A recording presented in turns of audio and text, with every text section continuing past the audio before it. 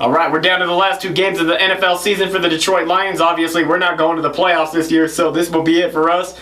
But what an entertaining game it was, this last game. Just a little recap before I get into this week. A little entertaining game with the Detroit Lions and Atlanta Falcons. I did predict the Lions to win, but prior to that, I didn't know Jared Goff was going to be out with the whole COVID protocol, so that definitely would have changed my pick. So I was not surprised that the Falcons won. And like I said, even before I knew about that, I felt it was going to be a close game, one that would go down to the wire, and sure enough, it did.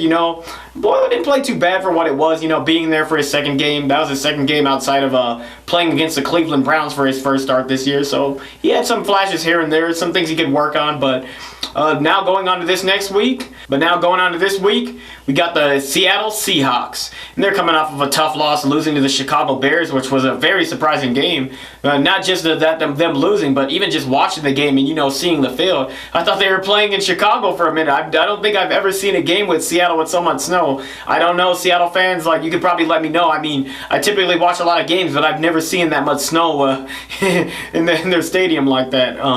So as for how this game's going to play out, both teams are obviously officially out. It's a bummer for the Seattle. I thought they were going to, take care of business at home against the Bears and, keep their slim playoff hopes alive. But now they're officially out, just like the Lions.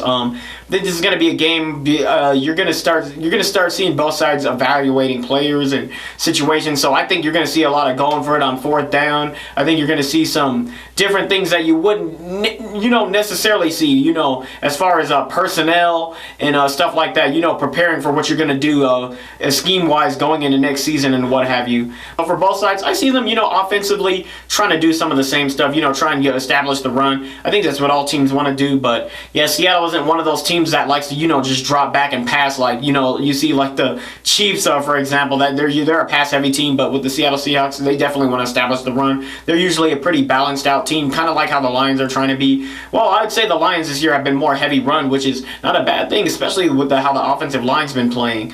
As far as the Seahawks go, their receivers are really nice, especially DK Metcalf. You've got a lot of guys out there who can make plays for Russell Wilson, especially when they get going. It can be tough to stop those boys, even though they haven't really been on fire this year as far as their offense. And defensively, they can definitely make some plays over there. Rough week for them this last week against the Bears, with losing to Nick Foles and all, but as far as what the Lions need to do, I don't know if we're going to have Swift back for this game, but I do believe they'll still be trying to run the football, just like we did last week and what we've been doing. I think the Lions offensively have kind of found a really good rhythm since Thanksgiving and beyond. So I think we'll see a lot of that. As for who I see winning this game, I'm going to go with the Seattle Seahawks. I think it's going to be a close one, but I think the Hawks will pull this one out in a close one. Lions fans, let me know your thoughts. Seattle fans, let me know your thoughts, and go Lions, and I'll see you guys next week.